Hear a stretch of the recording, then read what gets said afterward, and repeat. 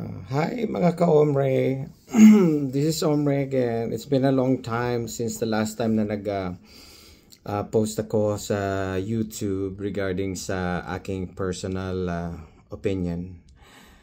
Nakakapanglumo, at the same time nakaka-disappoint and discourage mga nangyayari sa atin dyan sa Pilipinas, especially yung mga flood control projects na pinupondahan ng government.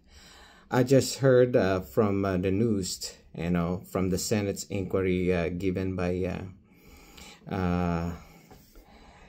actually it's not an inquiry, but I think yung parang investigative report ni Senator Lacson na nakakashock. Talagang behind those ghost flood control projects are the politicians na nakakapagtaka paano nangyayari yung mga ganong projects na hindi nila monitor, na nalalaman lang pag merong isa o maraming tao ang nabibiktima or nagsasuffer sa flood. Isang magandang halimbawa dyan is yung flooded situation na nangyari sa Bulacan. Dahil dyan, nagkaroon ng investigation. And isa na nga doon na investigahan ni President Marcos na maraming tao talagang nabibiktima at the same time na salanta ng baha. Pero nung chinek nila, parang wala naman nangyari dun sa flood control projects na pinondohan ng almost $1 billion pesos. So nagtataka rin ako na paano na-aprubahan yung mga budget na yon na walang alam ang DPWH, government agency na nagre-release ng pera, at sino yung mga government officials na involved, congressmen or even senators na involved. Bakit walang nagsusumite whether the project is already completed, whether the projects have not started, or it's only a ghost project? Doon pa lang nagtataka ako, nasaan yung accountability ng mga taong involved? Just na talamak na ba talaga ang mga Pilipino when it comes to money, na parang they don't care anymore dun sa mga taong naghihirap, na nagbabayad ng tax every year and hoping na mabibigyan ng solusyon ng problema nila sa lugar nila, lalo na sa Bulacan. Talagang binaha. Tapos nung nakita yung mga dike na flood control projects na wala naman, kung meron man mga substandards, but majority ng mga flood control projects walang nangyari. Kumbaga parang it's a ghost, parang ginagamit lang nila yung name ng company o yung project na kesyo ganito binabaha, kailangan pupondahan ng government or pinopropose nila, but at the end wala talagang project. Ngayon nakakapagtaka talaga na bakit nangyayari yung mga ganong katiwalian na walang nakakapuna, especially sa DPWH, kasi under siya ng ng umbrella ng Department of Public Works and Highway, na walang nagche-check, walang nagmo-monitor, at walang nagre-report kung nasaan, sino ang contractor. Dapat merong ganyan kumbaga a change of accountability ng bawat isang involved. So ngayon lang parang lumalabas na kailangan natin gawin ito in aid of legislation. Pero for the past few decades, every year binabaha ang part ng Pilipinas. It's the same thing, the same problem, and the same proposal na we have to do this. Pero walang nangyayari. Bakit? May sabuatan ba talaga? O talagang may sabuatan nangyayari between congressmen, senators, DPWH, and contractors?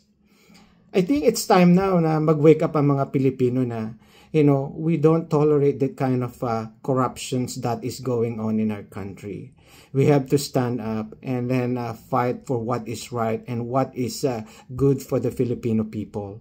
Enough of those, masasayap or malalambing na mga salita ng mga politiko pag during election na ganito gagawin ko, susuportahan ko kayo, ipagtatanggol ko kayo mga maralitang Pilipino. But at the end, after the election, wala na. Kumbaga nagamit na. At isa rin yan. Yung mga politician na yan, ginagamit yung mga tax money ng mga Pilipino. And I don't know in what way, but 100% I'm sure majority of those politicians are using the taxpayers' money when they run for the government. One good example of that is the flood control projects. You know, billions of pesos nawawala sa government, sa ating kabanambayan. Nawala namang kapararakan kung saan napupunta yung billions of pesos. Yan nga, yung flood control project, nasaan? You know, patuloy pa rin binabaha. Maraming nagsasabi dyan na kinukontra yan dahil daw sa, you know, dahil sa climate change. Climate change, you know, we cannot control climate change, but we can do better to make it to minimize the effect of that by building dikes or improving the sewerage system ng ating komunidad or ang ating river banks. Pero wala talaga eh. Nakakapagtaka.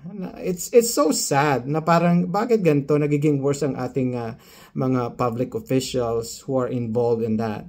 And even the government na parang maraming problema. Isa ito sa mga problema na talagang tumitiba ng bilyong piso every year. Tapos ang mga involved dyan ay mga politician, congressmen and senators. Nakakahiya talaga, nakakahiya. Alam mo, hindi mahirap ang Pilipinas kung hindi corrupt ang mga politicians. Na, when they say politicians, including the congressmen. Let's start with the barangay captains, councilors, mayors, congressmen, senators, even it could be a vice president or a president. It might be involved in that, anomalous, billions of pesos na pondo para sa flood control. Nakakahiya talaga.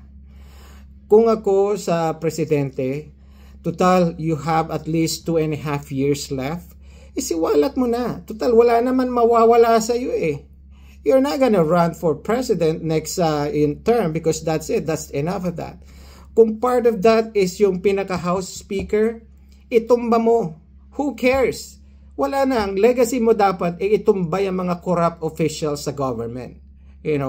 Huwag ka na mag-atubili pa. Kung ang a Senate President is involved in that one, itumba mo na rin.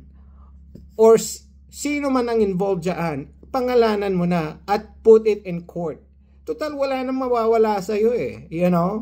At least magkaroon ka ng legacy bago ka umalis sa gobyerno na ito, pinatupad ko, itinumba ko yung mga tao talagang tiwali na akala ko kakampi ko pero mali, hindi pala. Kumbaga parang pinahirapan palalo ang mga Pilipino. Come on, Mr. President. I voted for you, but it feels like na parang wala kang tapang. I know lately na lang para na pinapakita mo. But, once and for all, the Filipino people want to feel your care. 100%. Total, isiniwalat mo naman itong mga flood control anomalies at yung mga fundings na nawawala dahil sa flood control projects. Isiwalat mo na. Let's put them in court. Let them pay for what they done to our country. Let them pay by going to jail once they proven guilty. Because, what else can we do? If we're not gonna do anything about it, I'm sure 100% it will repeat again. So, Mr. President, Ferdinand Bongbong Marcos, do something about it, Name those people who are involved, no matter whether it's a part of your family or your relatives or your friends or the one who financed your candidacy as a president. Do it once and for all, no matter what it takes. So, sana makinig ka sa mga karamihang Pilipino nagdurusa dahil dyan sa flood na yan. And I hope for the best for the Philippines and I am looking forward for the better Philippines. Thank you and I hope na makarating to sa mga kinauukulan. Nakakahiya, sayang, maraming Pilipino ang bumoto for a change but it seems like na parang walang nangyayari. So I hope this is the start of everything. Corrupt official will be put in jail. Thank you. Have a nice, pleasant day. Bye.